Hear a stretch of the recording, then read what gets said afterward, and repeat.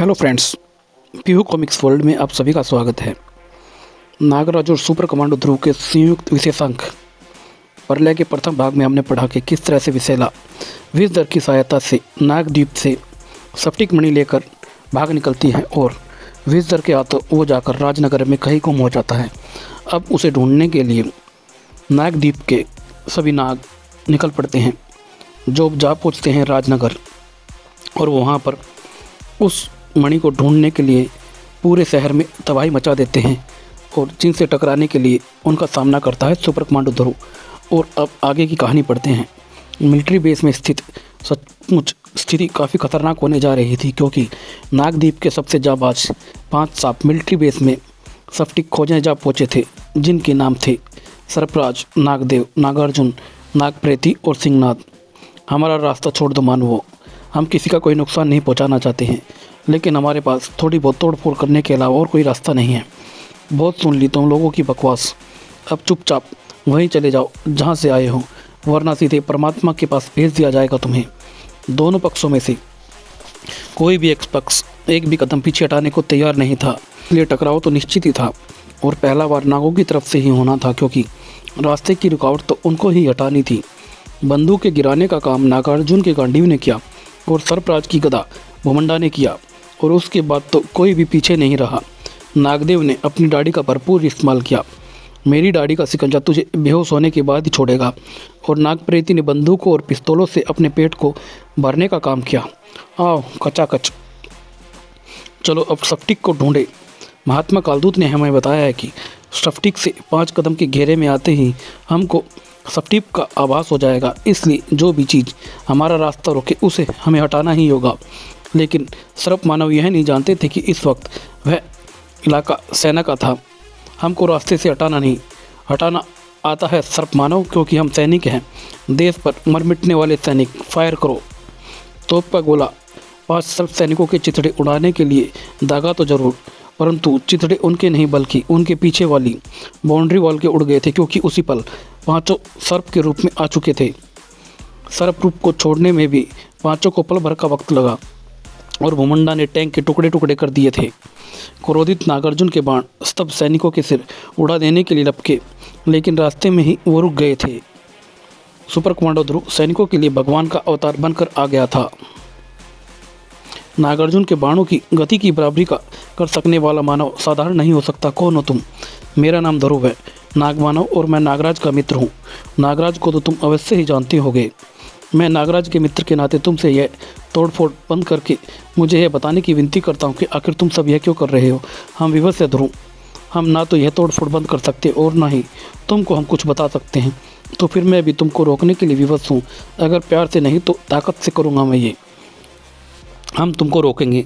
हम 5 पूरी पृथ्वी पर अकेले सामना कर सकते हैं। तू पहले नागार्जुन के बाणों की वर्षा से बचकर दिखा, फिर बाकी 4 योद्धाओं से निपटने की तुम सोचना। नाग यह नहीं जानते थे कि उनका सामना सुपर कमांडो ध्रुव से था, किसी मामूली मानव से नहीं। चलो अलग अलग दिशाओं में फैलकर तैयारी चालू करते हैं। इस दूध पीते बच्चे को नागार्जुन कुछ ही पलों में प्राणहीन कर देगा, लेकिन ध्रुव को प्राणहीन कर पाना इतना आसान नहीं था। टैंक की ये मोटी लोहे की चादर मुझे नागार्जुन के बाणों से ढाल की तरह बचाएगी भी, और इसके धनुष को भी ये तोड़ डालेगी। नागार्जुन के हाथों के अर्जुन का गांडीव है ध्रुव, ऐसे वारों से इस तक पर खरोच तक नहीं पड़ती है। अब मैं तुझे दिव्य बाणों की शक्ति दिखाता हूँ। सबसे पहले देख वैवास्त्र की शक्ति, जिसकी तीव्र वायु शक्ति तुझको लट्टू की तरह नचा डालेगी। अब बच तू मेरे आग्नेयास्त्र से। ऐसे 2-3 और तीर से ही ये मेरी जीवन नैया भवसागर को पार कर जाएगी। इसके शस्त्रों को बेकार करना पड़ेगा। इस पौराणिक धनुष गांडी पर तो शायद एटॉमिक बम भी असर ना करे, लेकिन एक चीज़ है जिस पर मैं वार करने की कोशिश कर सकता हूँ। अरे तू अपनी हरकतों से बाज नहीं आएगा। मैं तुमको बता चुका हूँ कि तेरा कोई भी हथियार मेरे धनुष पर बेकार है। धनुष पर तो मैं वार कर ही नहीं रहा नागार्जुन। मेरा निशाना तो तेरे धनुष की डोर है। जब तक तुम धनुष पर दूसरी डोर चढ़ा पाओगे, तब तक मैं तुमको बेहोशी की दुनिया में पहुँचा दूंगा। नाजुक स्थान पर वार को नागार्जुन सह नहीं सका। यह धनुषधारी नाग तो गया, अब जरा दूसरों को भी खबर ले ली जाए। सरफराज की गदा भुमंडा अपना कहर बरपा रही थी। यह मशीनी यंत्र हटा कर देखा जाए, शायद स्फटिक यहीं कहीं पर हो। नहीं, तुझे आभास नहीं हो रहा है स्फटिक यहाँ पर नहीं है? तूने सर्पराज पर पैर उठाने की ज़रूरत की, जिसकी गदा बहुंडा पहाड़ों को भी चूर चूर करके रेगिस्तान में बदल सकती है। तू सोच कि तेरे शरीर का ये क्या हाल करेगी। उफ, इसकी गदा तो बहुत तेज़ गति से मेरी तरफ आ रही है। मुझको आखिरी वक्त तक इंतज़ार करना होगा ताकि मैं इस प्रलयकारी गदा के रास्ते से अलग हट सकूं। ध्रुव तो गदा के रास्ते से अलग हट गया, लेकिन गदा पीछे की चार दीवारी को तोड़ती हुई वापस सर्पराज के हाथों में आ पहुंची थी। उफ, इसकी गदा तोड़ फोड़ करके वापस इसके हाथों में पहुंच जाती है। यह इस शक्ति को अपनी ताकत समझता है, लेकिन मैं इसी ताकत को इसकी कमजोरी बना सकता हूँ। बड़ा कच्चा निशान है तुम्हारा सर्पराज, फिर से कोशिश करके तो देखो। इस बार तेरा सर फूटने से नहीं बचेगा ध्रुव, ले संभाल मेरा वार। सर्पराज की गदा इस बार ध्रुव की गर्दन को छूती हुई निकली। उफ, इस बार अगर मैं चूक गया तो अगला वार मेरी खोपड़ी को कुचल ही डालेगा। गदा मुझ पर वार करने के बाद वापस सर्पराज की तरफ बढ़ रही है। अब अगर मैं स्टार लाइन को इसमें फंसाकर इस गदा को एक ऐसा झटका दूं कि इसके हाथ की तरफ बढ़ती गदा इसके मुंह से जा टकराए तो मेरा काम बन जाएगा। बन गया काम। सर्पराज अपनी ही गदा का वार सह नहीं सका। अब जरा बाकी तीनों का भी हाल चाल पूछ लिया जाए। उसकी आवश्यकता नहीं है बच्चे। सर्पराज की चीख सुनकर नागदेव और नागप्रेती आ गए हैं। हम तुझे जिंदा नहीं छोड़ेंगे, गरुड़ दंड मार डालो इसको। नागदेव का आदेश मिलते ही गरुड़ दंड ध्रुव पर टूट पड़ा, लेकिन ध्रुव के लिए एक स्टीक दाव ने गरुड़ दंड को उसके जूतों के नीचे पहुंचा दिया। उफ, चाल तो अच्छी तली तूने, लेकिन गरुड़ दंड को तेरे संसार की कोई भी शक्ति ज़्यादा देर तक रोक नहीं सकती है। मेरी संसार की ना सही, लेकिन तुम्हारे संसार की शक्ति तो इस दंड को दबा सकती ही है ना, जैसे ये भुमुंडा की गदा। अरे बड़ी भारी है ये गदा। मैं अपनी पूरी ताकत का इस्तेमाल करके भी इस गदा को तो जरा सा ही हिला पा रहा हूँ, लेकिन इससे ज़्यादा की ज़रूरत मुझे है ही नहीं। ध्रुव ने भुमुंडा गदा को खींचकर गरुड़ दंड को उसके नीचे दबा दिया। उफ, गरुड़ दंड अब कुछ नहीं कर सकता है, लेकिन नागदेव की दाढ़ी से तू बच नहीं पाएगा। नागदेव का यह भ्रम जल्द ही दूर हो गया। अरे मेरी दाढ़ी तो इस लड़के को बांध ही नहीं पाई, उल्टे इसने ही मेरी दाढ़ी को गांठ लगा दी है। यह ऐसे काबू में नहीं आएगा। तू इसको अपनी दाढ़ी से मेरी तरफ धकेल और मैं इसको खा जाऊंगी। वैसे तो मैं किसी को भी अपनी बाहों में दबोचकर शरीर में समाकर खाया करता हूँ, लेकिन इसको मैं अपने मुंह से खाऊंगा ताकि इसका स्वाद लेकर खाया जा सके। बस मुंह से खाने में एक ही समस्या है, जब तक मैं मुंह से खाए जाने वाली चीज़ को पूरा न खा लूँ तब तक रुक नहीं सकता। खैर, रुकने की ज़रूरत ही क्या है, इसको तो मैं बिना रुके ही खाना पसंद करूँगा। आजा आजा। ये नागप्रेती तो सचमुच बहुत खतरनाक लग रहा है। ये जो कह रहा है वह ये करके भी दिखाएगा। इससे बचने का एक ही तरीका है, मैं नागदेव और नागप्रेती को आपस में ही उलझा दूँ। ध्रुव ने नागदेव की दाढ़ी को नागप्रेती के खुले मुँह में डाल दिया था। नागप्रेती बिना कुछ सोचे समझे नागदेव की दाढ़ी को निकल गया। अरे यह तूने क्या कर दिया नागप्रेती, यह दाढ़ी मेरे शरीर का ही एक हिस्सा है। अब तू जब तक मुझे पूरा नहीं खा जाएगा तब तक मैं रुक नहीं सकता। तुझसे बचने का एक ही रास्ता है, मेरी दाढ़ी को बढ़ाता ही जाऊँ मैं और मैं खाता ही जाऊँ। घटक, इस लड़के ने किस मुसीबत में हमें फंस दिया है, क्योंकि मेरी दाढ़ी को तो किसी चीज़ से भी काटा नहीं जा सकता है। अब मैं तुम्हारे आखिरी बचे साथी से निपटने जा रहा हूँ, तब तक तुम इस मुसीबत से बचने का कोई रास्ता सोचो। नागप्रेती और नागदेव को तो बचने का कोई रास्ता समझ में ही नहीं आ रहा था, लेकिन कहीं और किसी और के दिमाग में आशा की किरणें कौंधने लगी थी। उफ, विशाला मुझे बांधते वक्त एक चीज़ को तो भूल ही गई, समुद्र में रात के वक्त उठे ज्वार भाटे को। इस वक्त ज्वार भाटा आया हुआ है, इस समुद्र का पानी कुछ ही पलों में मेरे नज़दीक भी आ जाएगा, कुछ ही कदमों की दूरी पर है। और ये इस वक्त अगर मैं अपनी पूरी ताकत का इस्तेमाल करके इस पेड़ को जड़ से ही उखाड़ लूँ तो मैं इस भारी भरकम वजन को लेकर कुछ देर कदम चलकर समुद्र के पानी तक पहुंच सकता हूँ। और ज्वार भाटे के कारण तेज़ी से घटता बढ़ता है पानी मेरे शरीर पर पुते विशैला के विष को दौड़ डालेगा और देव कालजयी से प्राप्त शरीर में वास करने वाले विशेष नागफनी सर्प मेरे शरीर से बाहर आकर मुझे काल सर्पी से छुटकारा दिला देंगे। नागराज के शरीर से निकले नागफनी सर्प काल सर्पी पर चारों तरफ से टूट पड़े और विशैला की विपरीत शक्तियों से युक्त होने के कारण काल सर्पी इस हमले के सामने टिक ना सकी। शीघ्र ही नागराज आजाद था। अब मुझे जल्दी से जल्दी नागद्वीप पहुंचकर इस बात का पता लगाना होगा कि आखिर नागद्वीप के सारे इच्छाधारी सर्प कहाँ गए हैं। लेकिन नागद्वीप में एक आश्चर्य नागराज का इंतजार कर रहा था। अरे यह क्या, मैं नागद्वीप में प्रवेश नहीं कर पा रहा हूँ क्योंकि शक्ति मुझे अंदर घुसने से रोक रही है। नागराज भी चूंकि नागदीप के लिहाज से भारी व्यक्ति था, इसलिए वेदाचार्य का तिल उसे भी रोक रहा था। पसीने पसीने होने के बाद नागराज को नागदीप में घुसने का ख्याल छोड़ देना ही पड़ा। अब यह कैसे पता चलेगा नागदीप के सारे नाग कहाँ गए हैं? एक तरीका है नागानंद, मेरे शरीर में वास करने वाले नागों का भूतपूर्व सेनापति, जिसको मैंने नागदीप छोड़ते वक्त गुप्त रूप से यहाँ छोड़ दिया था, उससे मानसिक संपर्क करके सारी बातों का पता चल सकता है। नागानंद इस वक्त 3 जाबाजों से एक साथ जूझ रहा था। कमांडो कैडेट करीम पीटर रेनू से कमांडो फोर्स के हेडक्वार्टर में। इनसे तो एक से भी निपट पाना मुश्किल काम है, फिर ये 3 हैं। बगैर विस्नकों का इस्तेमाल किए काम नहीं किया जा सकता है। और इसने रेनू को अपने नाखून से खरोच मार दिए। ये नाखून जरूर विषैले होंगे करीम, इस पर जल्दी काबू पाने की कोशिश करो, वरना रेनू को हम अस्पताल नहीं ले जा पाएंगे। पहले 2 मिनट से यही तो कोशिश कर रहा हूँ। मैं तो कैमरा ऑटो पर सेट करके अपने तीनों की ग्रुप फ़ोटो खिंचवाने जा रहा था। पता नहीं ये रंग भंग कहाँ से। अरे कैमरा, शायद कैमरा ही हमारी कुछ मदद कर सकता है। कैप्टन ने हमको यही तो सिखाया है कि लड़ाई में अगर तिनके का इस्तेमाल भी दिमाग लगाकर किया जाए तो वह तलवार से ही ज़्यादा खतरनाक साबित हो सकता है।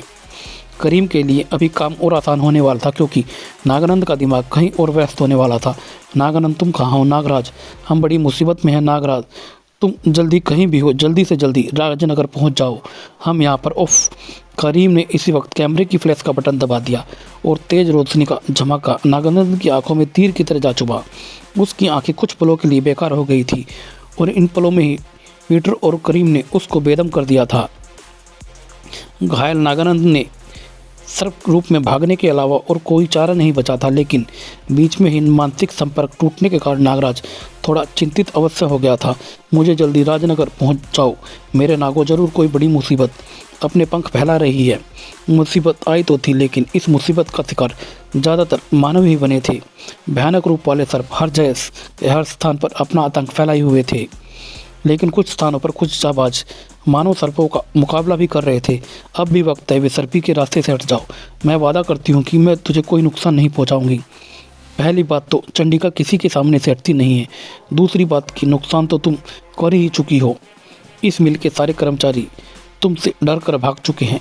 काम बंद होने से लाखों का नुकसान भी हो चुका है। अब रहा तुम्हारा वादा, तो उस पर मुझे भरोसा है ही नहीं।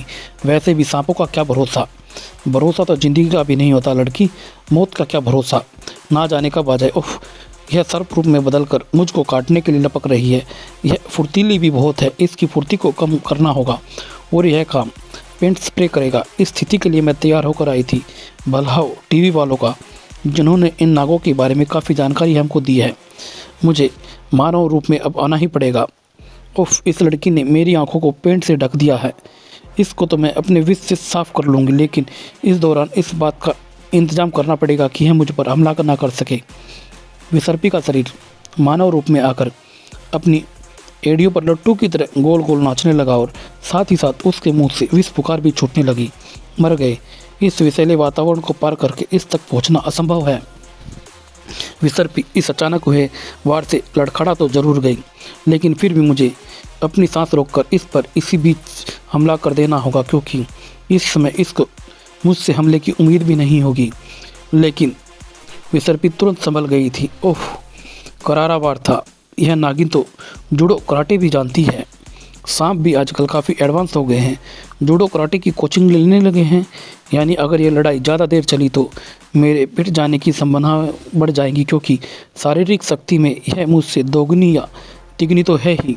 इसलिए अब अपने लेटेस्ट आविष्कार का टेस्टिंग का समय भी आ गया है। इस नर्वस डिस्पेस्टर यानी स्नायु तंत्र विनाशक को मैंने सांपों के स्नायु तंत्र को अनियंत्रित करने को ध्यान में रखकर बनाया है। इसकी टेस्टिंग करने का मौका मुझे मिल ही नहीं पाया है, क्योंकि कहीं पर कोई सांप मिला ही नहीं है। अब अगर यह मुझको धोखा दे गया तो समझो कि मेरी ज़िंदगी मुझे धोखा दे जाएगी। चंडिका ने धड़कते दिल के साथ उस नर्वस बटन का दबाया और विसर्पी की चीख ने उसके दिल को ठंडक पहुंचा दी थी। नर्व डिजास्टर ने चंडिका को धोखा नहीं दिया। विसर्पी के सामने अब कोई रास्ता नहीं बचा था। उफ! मेरी नस नस में सुइयां सी चुभती महसूस हो रही है। इस बार का मेरे पास कोई काट नहीं है। फिलहाल तो मुझे सर्प रूप में यहाँ से निकल लेना चाहिए। वो मरा पापड़ वाले को। अब तो मैं राजनगर में घूम रहे सारे सर्पों को भगा दूंगी। चंडिका की तरह कहीं और ध्रुव भी अपने तरीके से इच्छाधारी सांपों को रोक रहा था। सिंहनाद के सामने आकर तूने अपनी ज़िंदगी की सबसे बड़ी और आखिरी भूल की है ध्रुव, क्योंकि सिंहनाद के पंजे एक ही बार में तेरी खोपड़ी को खोल देंगे। ज़रूर खोल देगा, लेकिन अगर यह मेरी खोपड़ी तक पहुंच पाए तो ना। उससे पहले मैं तो मारा मुँह यह जानने के लिए खुलवा लूँगा कि आखिर तुम नाग आए कहाँ से और राजनगर में तोड़ फोड़ तुम क्यों कर रहे हो।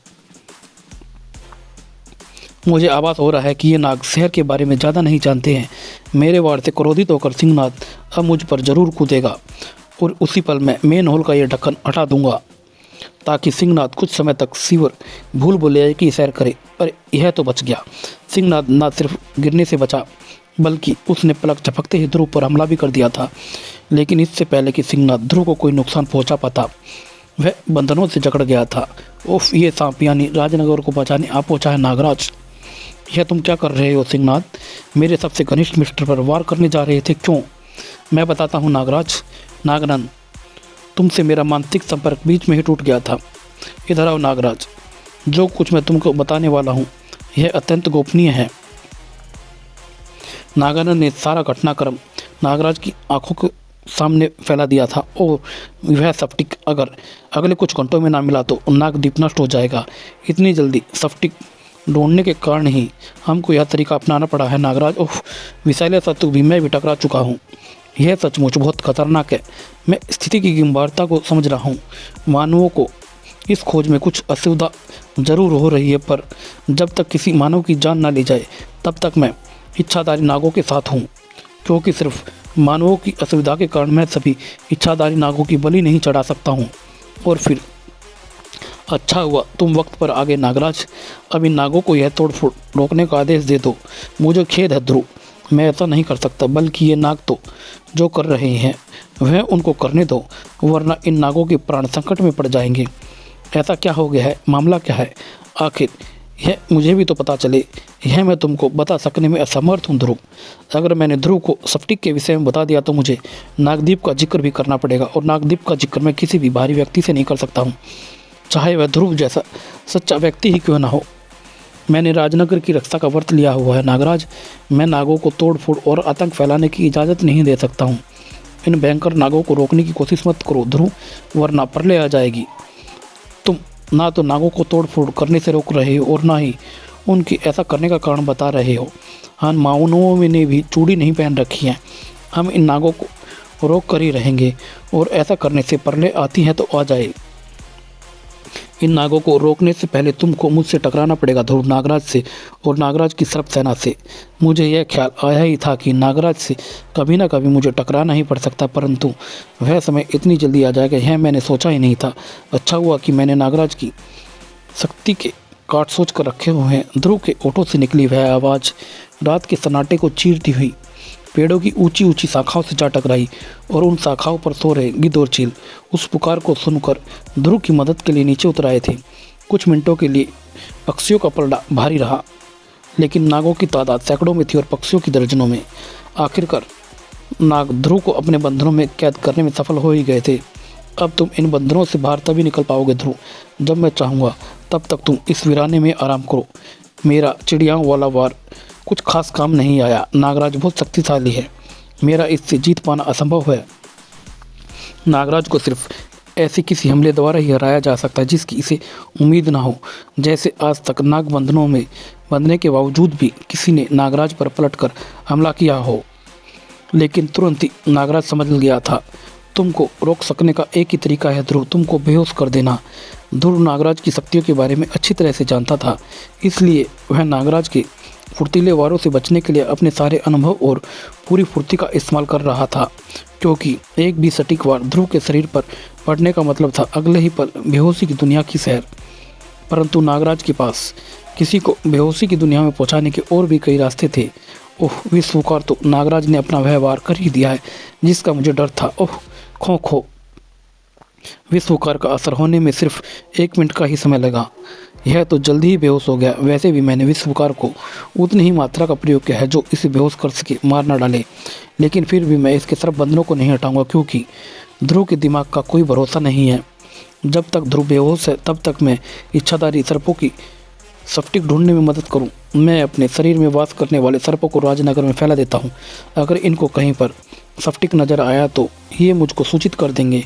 नागराज अपने शरीर से नागों को निकालने में व्यस्त हो गया था और उसकी व्यवस्था एक आश्चर्यजनक घटना से टूटी। अरे यह क्या! एक साय ने नागराज के बाजुओं को पकड़कर फुर्ती से मरोड़ दिया था और कुछ समझ पाने से पहले नागराज हथकड़ियों की कैद में था। अरे स्टार कप्स यानी ध्रुव आज़ाद हो गया है। ठीक समझे नागराज, और इन स्टार कप्स को तोड़ने की कोशिश मत करना। इनको तुम्हारी शक्ति को ध्यान में रखते हुए टाइटेनियम धातु का बनाया गया है। लेकिन तुम तो बेहोश थे और वह भी सर्प बंधनों में, फिर तुम आज़ाद कैसे हो गए? मैं प्राणायाम के द्वारा 5 मिनट तक सांस रोक सकता हूँ नागराज। तुम्हारी विष पुकार छूटने तक मैं सांस रोके हुए था और फिर जैसे तुम सर्प छोड़ने के लिए मुड़े, मैं पास ही बने स्विमिंग पूल की तरफ लपक लिया। ये तो जाहिर था कि तुमने मुझे बांधने के लिए किसी भी गलत सर्प का इस्तेमाल नहीं किया, इसलिए स्विमिंग पूल में डूबते ही सारे सर्प तड़प कर मेरे शरीर से अपने आप अलग हो गए और मैं आज़ाद हो गया। आज़ाद होते ही मैं अपनी थोड़ी दूर पर रखड़ी मोटरसाइकिल से ये स्टार कप्स और 1-2 चीज़ें और निकाल लाया, जिनकी मैंने ऐसे ही मौके के लिए तैयार कर रखा था, जैसे ये बैंडेड टेप जो तुम्हारे मुंह से विष पुकार को निकलने नहीं देगा। हालांकि मैं जानता हूँ कि इनसे तुमको आज़ाद होने में कुछ ही पलों का समय लगेगा, लेकिन उतनी देर में मैं सिंहनाद को ढूंढ कर काबू में कर लूँगा। लेकिन तभी सिंहनाद की तलाश में बढ़ते ध्रुव के कदम एक आवाज़ सुनकर ठिठक गए थे। अरे ये विजर ने हमें कहाँ फंसा दिया है? स्फटिक चुरा कर छुपाया भी तो ऐसी खतरनाक जगह पर है। कहीं और छुपाता तो ना तो हम उस लड़के से टकराते और ना इस मुसीबत में फंसते। अरे तेरा क्या किया जा रहा है? मुसीबत में तो मैं हूँ। एक तो तेरी दाढ़ी का स्वाद बहुत ख़राब है और दूसरे इसको खाते खाते मेरा पेट फटा जा रहा है। ध्रुव के दिमाग में बिजली सी कौंध गई। विजर और स्फटिक, यह तो वही नाग जैसा आदमी लगता है जिससे कल रात में टकराया था। कहीं ये नाग उसी से को तो ढूंढ नहीं रहे हैं? मुझे तुरंत उस मणि को ढूंढ लाना होगा, क्योंकि अगर नागों को वह मणि चाहिए, उसके हाथ में एक स्फटिक जैसी मणि भी थी, तो मणि मेरे पास होने की स्थिति में मेरी बात मानने को विवश हो जाएंगे और मैं राजनगर में फैल रहे आतंक को ख़त्म कर पाऊंगा। यह क्या! ध्रुव तो सिंहनाद की विपरीत दिशा में जा रहा है। जरूर इसके दिमाग में कोई नई योजना आ गई है जो नागों के लिए खतरनाक हो सकती है। मुझे इसके पीछे जाना होगा और इसके लिए मुझे तुरंत इन बंधनों से आज़ाद होना पड़ेगा। यह काम मैं सर्प रूप में आकर कर सकता हूँ। इच्छाधारी शक्ति ने नागराज को उसके बंधनों से मुक्त कराया और नागराज फिर से अपने वास्तविक रूप में आकर ध्रुव के पीछे लग गया था, एक अधूरी लड़ाई को अंजाम तक पहुंचाने के लिए। और इसी वक्त नागदीप में भी एक अधूरा काम पूरा किया जा रहा था और यही पता करने मैं नागदीप की तरफ आ रहा था। उफ, यानी जिस शिशु को देव कालजयी ने नागदीप पर लाने का आदेश दिया था और जो 40 वर्ष तक नागदीप में सुप्तावस्था में रहा, वह नागराज ही था। हाँ मान्यवर, मेरी और आपकी जानकारी मिलाकर तो यही निष्कर्ष निकलता है। यह तो एक बड़ी दुविधा का कारण हो गया है। वृद्धवर नागराज के द्वारा नागदीप का सम्राट बनने के प्रस्ताव को ठुकरा देने से नागदीप की जनता नागराज से क्रुद्ध है, परंतु यह रहस्य जानकर और यह जानकर कि नागराज देव कालजयी के आशीर्वाद से उत्पन्न हुआ है, सारे नागराज को सम्राट मानने के लिए विवश हो सकते हैं। वैसे भी सभी यह जानते हैं कि विसर्पी के पिता महाराज मणिराज उस शिशु को गोद लेकर वारिस बनाना चाहते थे, इसलिए इस समस्या से बचने का एक ही तरीका है। फिलहाल ये बात किसी को भी ना बताई जाए, नागराज को भी नहीं। वैसे तो नागराज हर प्रकार से नागदीप सम्राट बनने के योग्य है, पर वह यहाँ पर रहना नहीं चाहता है और यही नागों के असंतोष का कारण है।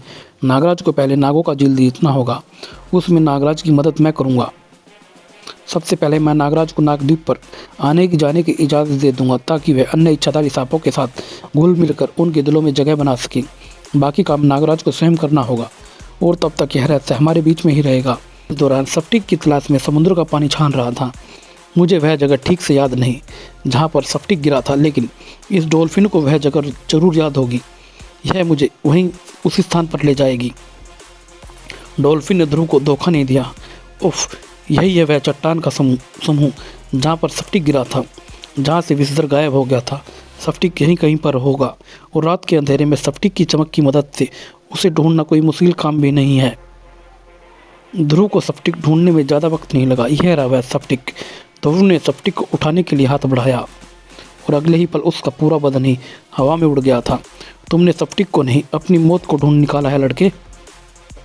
आह, तुम कौन हो और यह सप्टिक ले जाने से मुझे क्यों रोकना चाहती हो? तेरी मौत की देवी विसेला कहते हैं लड़के मुझे, और यह सप्टिक मेरी संपत्ति है। इसको यहाँ से कोई नहीं ले जा सकता है। परंतु अगर मैं यह सप्टिक राजनगर ना ले गया तो शायद मेरा शहर तबाह हो जाएगा। तुम यह चिंता छोड़ दे लड़के, क्योंकि मैं तुझे वैसे भी जिंदा वापस जाने नहीं दूंगी, ताकि तू किसी को जाकर यह बता ना सके कि सप्टिक कहाँ पर है। तुम्हारी इस बात से मुझे शक हो रहा है कि यह सप्टिक तुम्हारा है, क्योंकि अगर यह सप्टिक तुम्हारा ही होता तो तुम चोरों की तरह यहाँ पर छिपी ना बैठी होती और राजनगर में घूम रहे तमाम नाग इस सप्टिक की तलाश की खोज में भटक नहीं रहे हो। तो यह सप्टिक लेकर मेरे साथ नागों के पास चलो, एक पल में सारा फैसला हो जाएगा। तू समझ नहीं रहा है मानव कि तू किससे बात कर रहा है। विशाला अगर जोर से सांस भी छोड़ दे तो सैकड़ों मानव प्राण त्याग देंगे। तू मरेगा तो अवश्य, परंतु तुझे मारने में मैं अपना कीमती मंत्र शक्ति व्यर्थ नहीं करना चाहती। इसकी मुझे कोई आवश्यकता पड़ सकती है। जा, मैंने तुझे अपने स्वान दंश के हवाले किया। मेरी बलिवेदी की रखवाली करता यह प्राणी आज तक अपने इच्छाधारी सांपों के अलावा मानव शरीर का स्वाद नहीं चखा है। आज मैं इसे इसके वफादारी का इनाम दूंगी, मानव मांस का स्वाद। भारी पंजे के एक ही वार ने पहले से ही चोट खाए ध्रुव को नीचे ला पटका। अगला बार ध्रुव ने फुर्ती से बचाया और साथ ही साथ हमला भी कर दिया था। स्वान दंश पल भर के लिए चकराया और इसी दौरान ध्रुव ने स्वान दंश की गर्दन को जकड़ लिया था, लेकिन ध्रुव स्वान दंश की गर्दन को जितनी देर तक नहीं दबा सका कि उसका दम घुट सके। मुझे इसको काटने से रोकना होगा, क्योंकि मुझे 100% यकीन है कि सांपों की तरह इसके दांतों में भी विष होगा, लेकिन मैं इससे बचूंगा भी कब तक? देर सवेर यह मुझे काट तो खाएगा ही। इसको रोकने का कोई तो तरीका होगा। ओह, यह डॉल्फिन ध्रुव की बात तुरंत समझ गई थी। डॉल्फिन मछलियाँ आपस में संकेत भेजने के लिए ऑटोमेटिक सीटीसी ध्वनि का इस्तेमाल करती हैं और कुत्तों जैसे जानवरों को यह इलेक्ट्रॉनिक ध्वनि सुनाई भी देती है और परेशान भी करती है। यह स्वान दंश भी मूल रूप से एक कुत्ता ही है। देखे इस पर अल्ट्रासोनिक ध्वनि का असर होता है या नहीं है।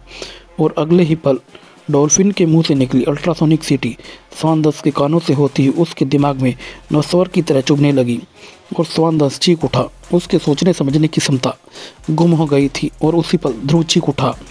स्टारलाइन स्वान दंश की गर्दन से जा टकराई और एक तड़किक ने स्वान दंश का शरीर हवा में उछाल दिया था। विसेला यह अनहोनी देखकर पागल उठी। स्वान दंश तुझे नहीं खा पाया, बल्कि उल्टे तूने ही स्वान दंश को ख़त्म कर दिया। तू तो इच्छाधारी नागों से भी ज़्यादा खतरनाक है। अब मैं तुझे बचने का कोई मौका नहीं दूंगी। विसेला ने अपनी विष फुकार की एक भयंकर फुकार ध्रुव पर छोड़ दी, जो कि सैकड़ों लोगों को मारने के लिए पर्याप्त थी, लेकिन शायद ध्रुव की जीवन रेखा अभी बची थी। फुकार ध्रुव तक पहुंचने से पहले ही रोक दी गई थी। यह क्या, यहाँ पर मेरी मदद करने कौन आ गया है? आने वाले को देखकर दोनों के मुंह से एक ही बात निकली, नागराज, शुक्र है भगवान कि तुम मेरी हथकड़ी से जल्दी आज़ाद होगे, वरना मेरी आत्मा इस शरीर से आज़ाद हो चुकी थी। नागराज, तू मेरी कैद से कैदे आज़ाद हो गया और फिर यहाँ तक कैसे पहुँचा? आज़ाद कैसे हो गया ये तो जानने दो विसेला, लेकिन यहाँ तक मैं इसलिए पहुँचा क्योंकि शायद ऊपर वाले ने तेरी मौत मेरे हाथों से लिखी है। तेरे शरीर में आम सांपों के विष का विपरीत विष है। आज मैं तेरे सारे जहर को अपने पूरे जहर का इस्तेमाल करके काट दूंगा, चाहे इसमें मेरी जान ही क्यों ना चली जाए। जान तो तेरी भी जाएगी नागराज, और इस लड़के की भी, क्योंकि विसेला का सिर्फ विष ही नहीं बल्कि उसकी शक्तियाँ भी तुम्हारी शक्तियों के विपरीत है। और जैसे ऋण विद्युत यह तड़ित गोलक, यह इतनी बिजलियाँ गिराएगा तुम दोनों पर कि यहाँ पर तुम्हारे शरीर नहीं बल्कि उनकी राख ही बचेगी। नागराज और ध्रुव के बदन थर्रा उठे थे। उफ, इन बिजली से तो बचा भी नहीं जा सकता, चाहे कितनी भी फुर्ती दिखा लूँ। इनको अपने ऊपर गिरने से रोकना होगा, पर कैसे? आसमान से गिरती बिजली को तो हम तड़ित चालक के जरिए रोक लेते हैं, किंतु तड़ित चालक की धातु के नोकीले सिरे गिरती बिजली को अपने पास खींच लेते हैं, लेकिन यहाँ पर तो कोई तड़ित चालक ही नहीं है। बन गया काम। अब मुझे किसी तरह नागराज के पास पहुँचना चाहिए। ध्रुव अपनी इच्छा शक्ति बटोर कर नागराज की तक पहुँचा और उसी पल उसने बेल्ट खोलकर स्टार बक्कल का नोकीला सिरा हवा में ऊपर नक्कल बेल्ट चट्टान पर रख दिया था और बिजलियां धातु के नोकीले सिरे पर गिरकर चट्टानों के में समाने लगी थी। बिजलियों का रुख मुड़ते ही बाकी का काम नागराज के नागों के विष ने किया। आह, इस विष से तो जलन हो रही है मुझे। मेरा विष तेरे विष का विपरीत है और भयंकरता में मेरे विष से कम नहीं है। तूने एक इच्छाधारी गद्दार नाग विषधर की मदद से अमर स्फटिक को तो उठा लिया, पर उसे तू यहाँ से लेकर नहीं जा पाएगी। यह तो अच्छा हुआ कि मैं ध्रुव का पीछा करते करते यहाँ तक आ गया। मुझे तो सपन में भी उम्मीद नहीं थी कि तू मुझे यहाँ पर मिल जाएगी। आज मैं तुझ पर अपने उस अस्त्र का प्रयोग करूँगा जिसका प्रयोग मैंने आज तक नहीं किया, अपनी विषवकार का। इसके प्रयोग से मेरे शरीर में विष की मात्रा एकाएक काफ़ी कम हो जाती है और मेरे सूक्ष्म सर्पों के लिए खतरा पैदा होता, पर इसका प्रयोग मैं तुझ पर करूँगा क्योंकि तुझे रोक सकने का एक यही तरीका है। नागराज का भयंकर विष विशाला के शरीर को गलाता हुआ पार हो गया था। विशाला एक चीख मारकर गिर पड़ी। नागराज की हरकत से विशाला का क्रोध उबल पड़ा था। उफ, तेरा वार विशाला को कमज़ोर तो कर सकता है पर मार नहीं सकता है नागराज, लेकिन विशाला का अगला वार तुम दोनों को जान लेकर ही छोड़ेगा। अब मेरे शरीर में इच्छाधारी शक्ति की मात्रा धीरे धीरे सामान्य हो रही है। जिस बंदे से कालदूत नहीं बच सका उससे तुम दोनों कैसे बचोगे। उफ, यह क्या। विशाला के शिकंजे ध्रुव और नागराज की गर्दनों को कसने लगे। ध्रुव की शक्ति वैसे तो फंदे की खोल नहीं सकती थी और नागराज के शरीर में रक्त में जहर की मात्रा एकाएक कम होने के कारण सूक्ष्म सर्प भारी मात्रा में समाप्त हो गए थे और इसके कारण नागराज को भी काफ़ी कमजोरी महसूस हो रही थी। डले बाहर उबल पड़ने को बेताब हो रही थी और सांस ना तो फेफड़ों के अंदर जा पा रही थी और ना ही बाहर आ पा रही थी। मौत चंद पलों की दूरी पर इंतजार कर रही थी। अब मैं तुम दोनों को वैसे ही मारूंगी जैसे स्वानदंश मरा था। लेकिन तभी विशाला चीख पड़ी। उसका पूरा बदन थर्रा उठा और शिकंजे खुल गई। है क्या। एकाएक विशाला को क्या हो गया है। हो नहीं गया है बल्कि कर दिया गया है। तुम्हारी बहन श्वेता द्वारा बनाए गए इस नव डिजास्टर के द्वारा चंडिका तुम यहाँ पर। कमाल है, तुम ऐन समय पर यहाँ कैसे पहुँच गई। मैंने यमराज को इस तरफ आते देखा था, सोचा देखूं किसके प्राण हरने जा रहे हैं यमराज। बस पीछा करते करते यहाँ तक आ गई मैं। अब मैं भाई को यह नहीं बता सकती कि मैंने बहुत पहले उनकी बेल्ट पर एक माइक्रो ट्रांसमीटर चिपकाया था जो अब तक फर्स्ट क्लास काम कर रहा है। उसी के सिग्नलों का पीछा करते करते यहाँ तक देखने आ गई थी कि भैया किसी मुसीबत में तो नहीं है। अब कम से कम थैंक यू तो बोल दो। मैंने तुम लोगों की जान बचाई तो बचाई, साथ ही में तुम्हारी मुसीबत को भी बेबस कर दिया है मैंने। बेबस तो अब तू होगी लड़की, और तेरे साथी दोनों भी। तेरी जादुई तरंगों के वार को मैं इसलिए नहीं सह पाई क्योंकि वह वार अचानक हुआ था। अब मैं तेरी तरंगों को सह सकती हूँ, लेकिन मेरा वार अब तुम लोगों को ना तो जीने देगा और ना ही मरने देगा। अरे अरे, इसका शरीर तो आग की लपटों से गिर रहा है। मेरे शरीर में आग नहीं लग रही है, बल्कि ये आग मेरे शरीर के अंदर से हर रोम छिद्र से बाहर निकल रही है। विशाला एक ज्वालामुखी बन गई है जिसका कहर तुम तीनों को जलाकर रख देगा। बचो, यह मेरा डिजास्टर तो गया ही। अब तुम तीनों जाओगे ऊपर, नर्क में जाओगे तुम तीनों। यह क्या कर रहे हो नागराज। इस मुसीबत से तो सिर्फ तुम ही निपट सकते हो। निपट तो सकता हूँ चंडिका, लेकिन फिलहाल मेरे शरीर में सर्पों की संख्या कम होने के कारण मेरी शक्ति क्षीण हो गई है। उसे वापस आने में वक्त लगेगा और तब तक हमारी चिताएं बन चुकी होंगी। अब एक ही रास्ता है, राजनगर जाकर सर्पों को यहाँ लाना होगा। उनकी संयुक्त शक्ति से आगे यह टिक नहीं पाएगी।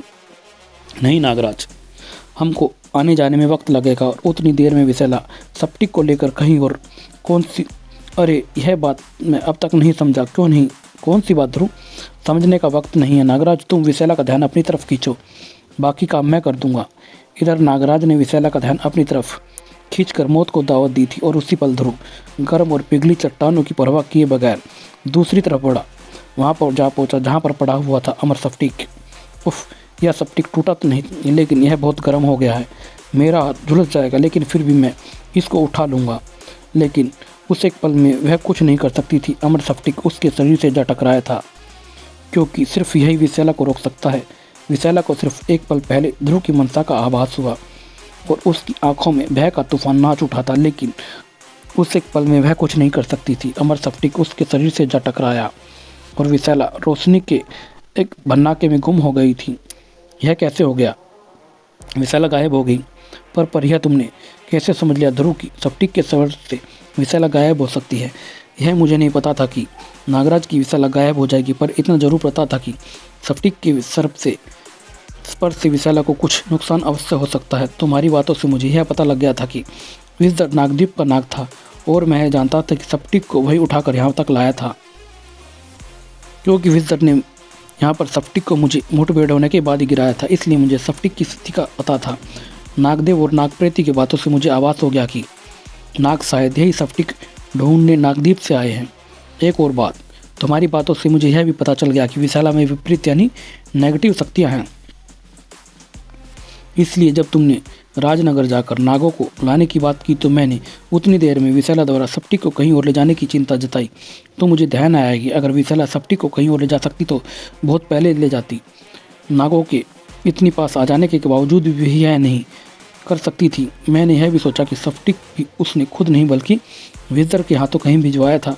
इतनी कीमती चीज जरूर दूसरों के हाथों में देने का एक ही अर्थ हो सकता है कि स्फटिक का स्पर्श भी विशाले के लिए घातक था। बस सही सोचकर मैंने उसका स्पर्श स्फटिक से करा दिया और नतीजा तो तुम जानते ही हो। वाह ध्रुव, मैं नागनंद को मानसिक संकेत भेजकर यह नागों को यहीं पर बुलाकर उनको स्फटिक सौंप देता हूँ और फिर नागद्वीप में अमर स्फटिक अपने स्थान पर स्थापित होने के बाद इच्छाधारी नागों को पर आया संकट टल गया है। अब नागद्वीप सुरक्षित है। मैं आपसे बिना आज्ञा नागराज ध्रुव और चंडिका को यहाँ पर लाने के लिए क्षमा चाहता हूँ महात्मा, परंतु स्फटिक सिर्फ इन्हीं के कारण वापस आ सका है और फिर स्फटिक खोने और मिलने से संबंधित सारी कहानी सिर्फ यही तीनों सही जानते। इसलिए मैं चाहती थी कि यह आप इनके मुंह से ही सारी कहानी स्वयं सुन ले। वह तो मैंने सुन ली है विसर्पी, अब मुझे इनका धन्यवाद अदा करना है। नागद्वीप को बचाने के लिए उसकी आवश्यकता कतई नहीं है महात्मा, हमें शर्मिंदा न करें। हम सिर्फ उतना जानने को उत्सुक हैं कि विशाला है कौन और उसका स्फटिक से क्या संबंध है। विशाला को तुम मेरा विपरीत रूप कह सकते हो नागराज। हजारों वर्ष पुरानी बात है जब मानवों ने इतनी प्रगति नहीं की थी, परंतु नागों की प्रजाति संख्या में बढ़ती जा रही थी और उनमें से एक प्रजाति ऐसे विसर्पों की थी जिसमें विपरीत विष था। स्वभाव से वे दबंग प्रवृत्ति के और लड़ाकू सर्प थे। वे मानवों से बहुत चिढ़ते थे और पृथ्वी के मानवों का विनाश करके स्वयं पृथ्वी पर राज करना चाहते थे। विशाला उन क्रूर सांपों की महानागिन थी यानी महारानी।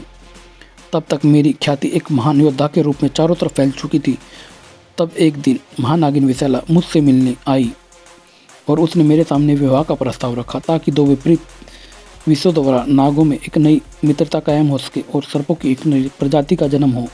मैं सभी प्राणियों का भला चाहता था, इसलिए मैं विवाह के लिए तैयार हो गया। इस प्रकार मैं विपरीत विश्व सर्पों को नियंत्रण में भी रख सकता था। हमारी रीति के अनुसार मैंने विशाला से विवाह पूर्व का उपहार मांगने को कहा। उसने गहरे समुद्र के अंदर स्थित एक जीवित ज्वालामुखी में रखे एक स्फटिक की मांग की। उसके अनुसार उसको कोई भी योद्धा उस स्फटिक को लाने में सफल नहीं हो पाया था। मैं उस स्फटिक को लाने चला दिया। कई रुकावटों को दूर हटाता हुआ मैं स्फटिक तक पहुंच गया। यात्रा जो रोमांचक थी, पर इस यात्रा को विस्तार में मैं फिर कभी बताऊंगा। पर अब मुझे शक हो रहा था, रास्ता कठिन अवस्था था, पर इतना कठिन नहीं कि विशाला के जाबाज योद्धा वहाँ तक नहीं पहुँच सके। कहीं पर कोई रहस्य छिपा था और इस रहस्य को खोला ज्वालामुखी की खोह में रहने वाले अष्टपाद ने। उसने मुझे उस अमर स्फटिक की खूबियाँ बताई और यह भी बताया कि इसकी घनात्मक ऊर्जा के कारण इसका स्पर्श ऋणात्मक विष सर्पों के लिए घातक है, परंतु इसकी ऊर्जा से वे भी अमर और अजय हो सकते हैं। साथ ही साथ मुझे यह भी पता चला कि इसकी मदद से अजय होकर ये पृथ्वी के अन्य प्राणियों का संहार करने वाले हैं। यह जानकर मैंने स्फटिक को विशाला और उसके साथियों को सपने से इंकार कर दिया तो वे मुझ पर एक साथ टूट पड़े। भीषण युद्ध हुआ। ऐसा युद्ध मैंने ना तो पहले कभी लड़ा था और ना ही शायद फिर कभी लड़ पाऊंगा। लेकिन अमर स्फटिक की शक्ति और मेरे युद्ध कौशल के आगे वे टिक ना सके। मैंने विशाला और उसके कुछ सेवकों को छोड़कर सभी सर्पों का संहार कर दिया। उनको प्राणदान इसलिए मिल गया क्योंकि उनको मार देने से वह पूरी सर्प जाति ही नष्ट हो जाती। इसके बाद मैंने सोचा कि मानवों और सर्पों को अलग अलग रखना आवश्यक है, वरना कभी ना कभी युद्ध होकर ही रहेगा। इसलिए मैं स्फटिक लेकर जगह जगह भटकता रहा और अंततः इस द्वीप को चुनकर यहाँ पर इच्छाधारी नागों की बस्ती बसाई। बस यही है मेरा और विशाला की दुश्मनी का कारण। महात्मा यह कौन है? महात्मा बाकी सब कुछ तो ठीक हो गया, अब हमको भी बचा लीजिए। हा, अभी बचाता हूँ मैं तुमको। हा, तुमने नागप्रेती और नागदेव को पूरी तरह से विवश कर दिया ध्रुव। तुम सचमुच विषण मानव हो। इनको बचाने के बाद मैं तुमको नागराज चंडिका और वेदाचार्य के साथ साथ अपनी योग शक्ति से अपने अपने स्थानों पर भेज दूंगा। परंतु मुझे अभी वेदाचार्य से यह पूछना शेष है कि वे यहाँ पर कैसे और क्यों आए। और यह अंक यहीं समाप्त होता है। धन्यवाद दोस्तों।